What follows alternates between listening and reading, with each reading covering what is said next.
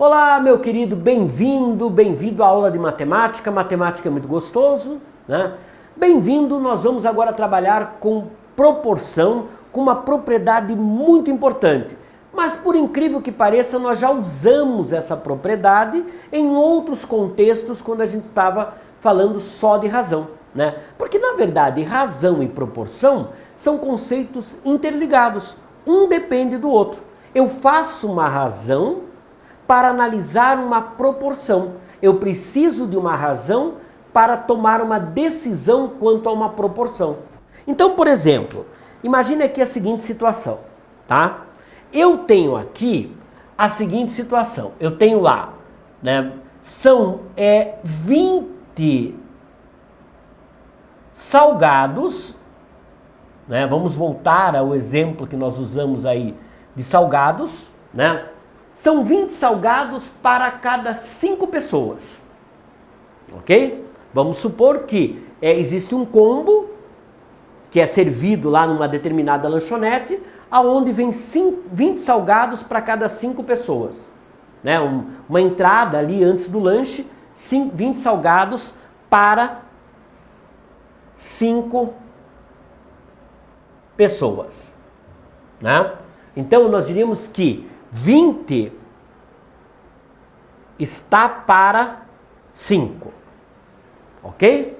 Agora vamos supor o seguinte, vamos supor que em um determinado dia eu tenho uma quantidade maior de salgados, né? Foram encomendados aqui 4 vezes mais salgados. Então, na verdade, eu vou ter 20 salgados. Ora, se eu tenho 20 salgados, para eu manter a mesma proporção, né? Aliás, perdão, 20 pessoas, né? 5 são pessoas, não são salgados não. 5 vezes 4, 20. A quantidade de pessoas aumentou 4 vezes. A quantidade de salgados também vai aumentar na mesma proporção. Então eu teria aqui 20 vezes 4, que vai dar 80. E aí eu estou mantendo a mesma proporção, ok? Por que eu estou mantendo a mesma proporção?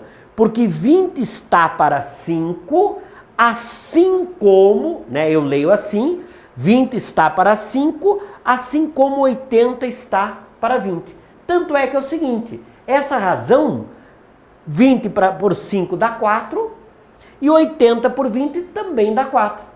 Então, de uma forma genérica, eu posso dizer o seguinte, que A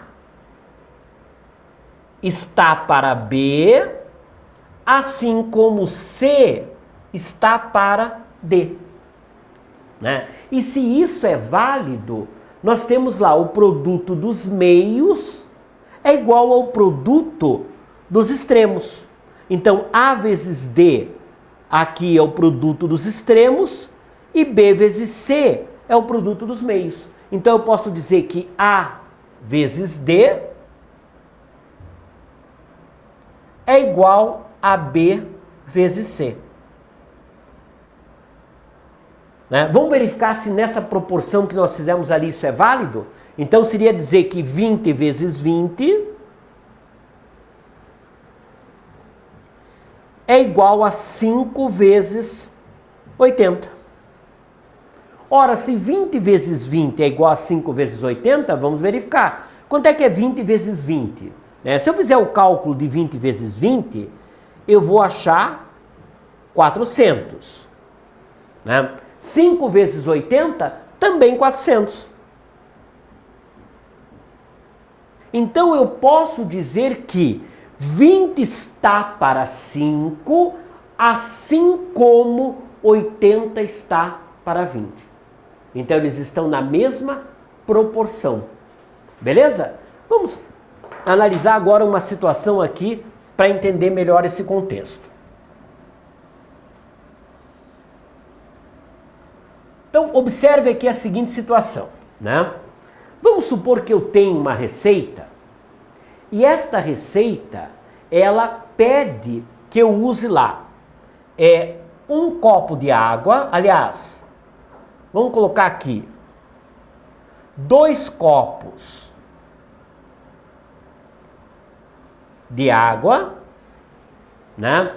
Estou inventando a receita, não vai querer fazer aí que eu acho que não vai dar certo não. Aqui eu tenho 3 copos de farinha e 5 ovos. Né? Vamos supor que a gente vai misturar isso e vai dar uma massa ali. Né? O que vai sair disso, não sei, mas faz de conta que, né, isso é um pão, né, um pão feito com água, ovos e farinha, que deu certo. Né? Agora o que acontece? Eu quero, na verdade, fazer essa receita maior.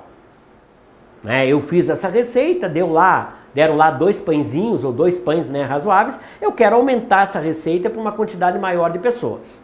Então, veja o que acontece. Eu vou lá e pego a receita e faço o seguinte. Coloco 10 copos d'água,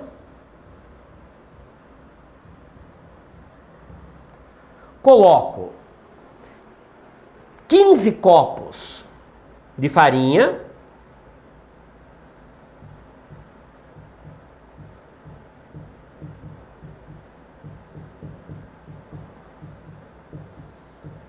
e 10 ovos.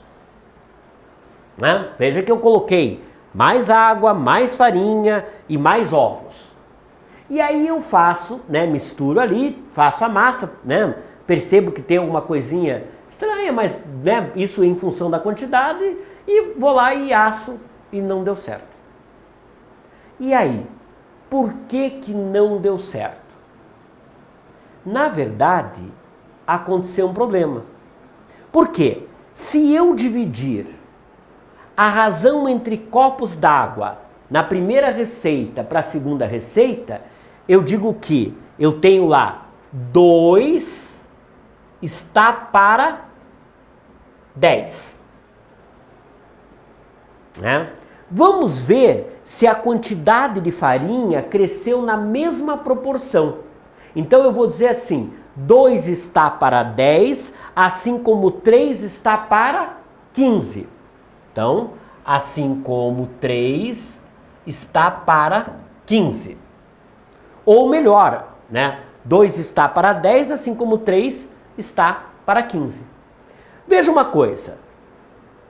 Se esta razão, elas estão na mesma proporção, o produto dos meios é igual ao produto dos extremos. Né? Vamos ver, 2 vezes 15, 30. 10 vezes 3, 30. Opa!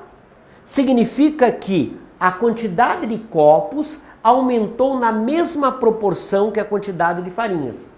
Aí, tudo bem. Então, a receita está se mantendo na mesma proporção. Agora, vamos verificar os ovos. Né? Assim como 5 está para 10. E aí? Será que deu certo? Vamos analisar? Então, na verdade eu até vou colocar já um sinal aqui de diferente porque não deu certo. Não está na mesma proporção não. Porque se eu analisar aqui vai ficar assim. 2 está para 10, assim como 5 está para 10? Não. Porque se eu fizer aqui 2 vezes 10, né, produto dos extremos, não é igual ao produto dos meios. Então, já furou a receita. Quem que furou a receita? A quantidade de ovos. Na verdade, se a gente parar para pensar, de 2 copos para 10 copos eu aumentei 5 vezes. De 3 copos de farinha para 15 copos de farinha, eu também aumentei 5 vezes. Mas chegou no ovo não. No ovo, eu só dobrei a quantidade. Então, não cresceu na mesma proporção. Para eu ter a mesma quantidade de ovo, eu teria que ter 5 vezes mais.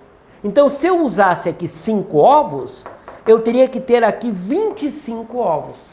e aí realmente eu teria na mesma proporção. Porque 2 vezes 5 é 10, 3 vezes 5 é 15.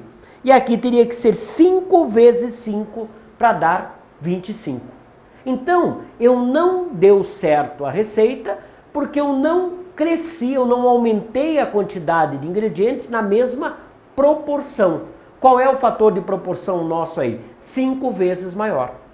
Beleza? Então veja que interessante como o conceito de proporção, ele às vezes carrega nas situações práticas uma situação muito importante, quando eu quero manter a mesma proporção de ingredientes numa mistura, aumentando a quantidade ou diminuindo.